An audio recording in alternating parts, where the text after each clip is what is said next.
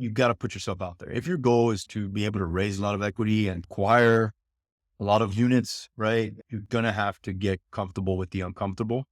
7 years ago, when I decided this was where I was going to focus in real estate, I decided, you know what, I'm going to live in the uncomfortable. And it does get easier. I'll tell you that. Make sure you get in the right mindset. That was the whole point of that, right? So if you're going to a networking event, before you get there, get yourself right in here first. Say, all right, I'm going to meet someone. I'm going to create some relationships.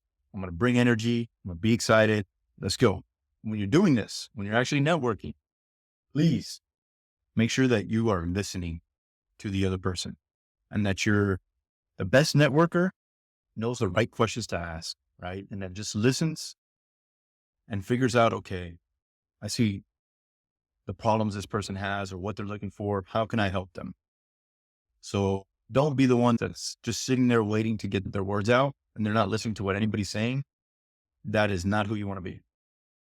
Yeah. And then the rest will come. If you figure that part out and you're good at building those relationships and you're good at helping others, it will come back.